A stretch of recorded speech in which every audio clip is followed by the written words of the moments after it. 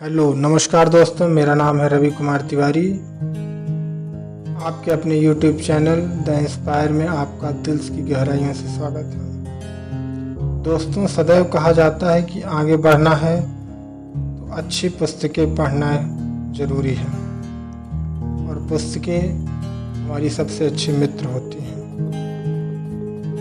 दोस्तों, कई पुस्तकें हमारे देश में और पूरे विश्व में कई महान लोगों की जीवनी पर आधारित लिखी गई हैं, जो हमें सदैव प्रभावित करते रहे हैं और करते रहेंगे।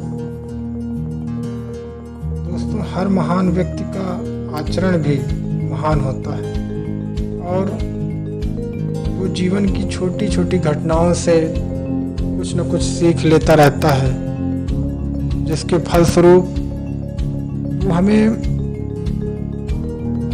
कुछ ऐसे उदाहरण देकर जाता है जिससे हम भी बहुत कुछ सीख सकते हैं। दोस्तों, आज हम जिस महान व्यक्ति की बात करेंगे वो है महाराजा रणजीत सिंह, जो एक ऐसे व्यक्ति थे जिन्होंने न केवल पंजाब को एक सशक्त सूबे के रूप में एकजुट रखा, बल्कि अपने अंग्रेजी को अपने साम्राज्य में के पास भी नहीं भटकने दिया।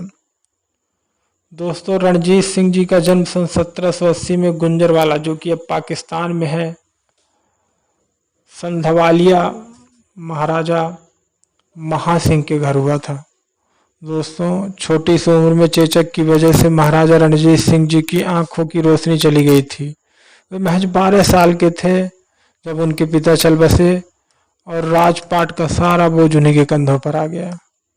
12 अप्रैल 1801 को रणजीत सिंह जी ने महाराज की उपाधि ग्रहण की। उन्होंने लाहौर में को अपनी राजधानी बनाया और सन 1802 में अमृतसर की ओर रुख किया। पहली आधुनिक भारतीय सेना सिख खालसा सेना का गठन का श्रेय भी उन्हीं को जाता है। दोस्तों, उन्हीं की सरपरस्ती में पंजाब बहुत शक्तिशाली सूबा था। इसी ताकतवर सेना ने लंबे अरसे तक ब्रिटेन को पंजाब में हड़पने से रोके रखा।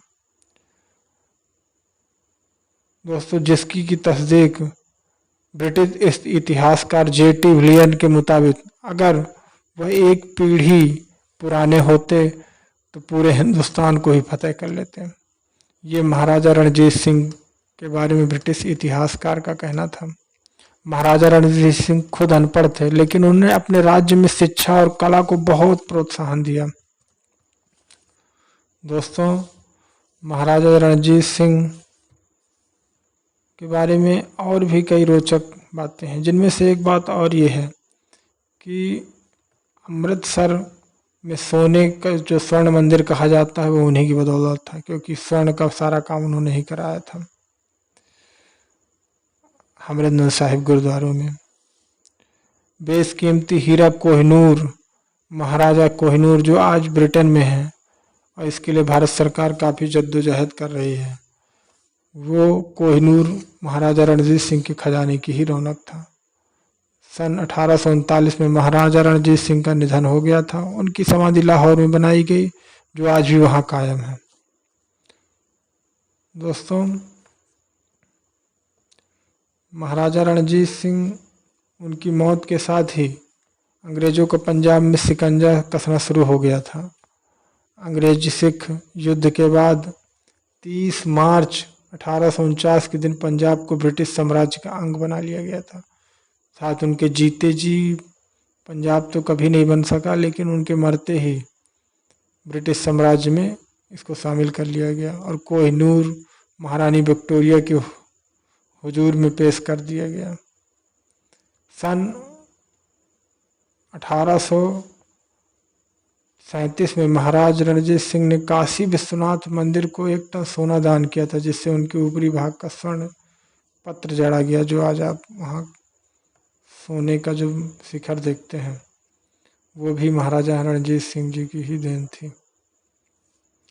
तो कई ऐसे रोचक किस्से थे और भी अनेक है महाराजा रणजीत सिंह के बारे में, लेकिन एक ऐसा किस्सा जो हम सभी को काफ़ी प्रभावित कर सकता है वो है, एक बार महाराजा रणजीत सिंह जी जा रहे थे कि सामने से एक ईंट आकर उन्हें लगी। सिपाहियों ने चारों ओर नजर दौड़ाई तो एक बुढ़िया दिखाई दी। उसे गिरफ्तार करके महाराजा के सामने हाजिर किया गया। बुढ़िया महाराज को देखते ही डर के मारे कांप उठी। बोली, सरकार, मेरा बच्चा कल से भूखा था, घर में खाने को कुछ ना था। पेड़ पर पत्थर मार रही थी कि कुछ बेर तोड़कर उसे खिलाऊं, किंतु ये पत्थर भूल से आपको आ लगा। मैं बेगुनाह हूँ सरकार, मुझे क्षमा किया जाए। महाराज ने कुछ देर सोचा और बोले, बुढ़िया को 1000 रुपये देकर ससम्मान छोड़ दिया जाए। यह सुन सारे कर्मचारी स्थगित रह गए। आखिर एक ने पूछ ही लिया, महाराज, जिसे दंड मिलना चाहिए उसे रुपये दिए जाएंगे? रणजीत सिंह बोले, यदि निर्जीव वृक्ष पत्थर लगने पर मीठा फल देता है तो पंजाब का महाराजा उसे खाली हाथ कैसे लौटा देता। तो दोस्तों, एक ऐसी एक घटना जो हमें ये सोचने पर मजबूर करती है कि ये प्रकृति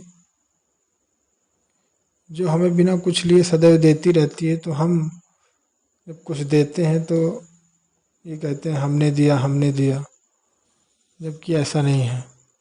ये प्रकृति का मूल स्वभाव है, देना। और जब हम दें तो हम ये सोचें कि हमने भी किसी से लिया होगा इसलिए दिए। मुझे विश्वास है दोस्तों कि आज की ये कहानी सुनकर आप जरूर इंस्पायर हुए होंगे और अपने जीवन में जरूर इस कहानी के माध्यम से कुछ सकारात्मक बदलाव लेकर आएंगे। और दोस्तों, किसने क्या इस कहानी से अपने लिए सीखा, ये क्या, किस तरह से कौन प्रभावित हुआ इस कहानी को सुनकर, ये कमेंट बॉक्स में हमें ज़रूर बताएं। और कहानी अच्छी लगी तो लाइक और सब्सक्राइब ज़रूर करें, ताकि मैं आगे भी आपके लिए ऐसी ही अच्छी रोचक कहानियाँ और महान लोगों से आपका परिचय कराता रहूं। धन्यवाद दोस्तों।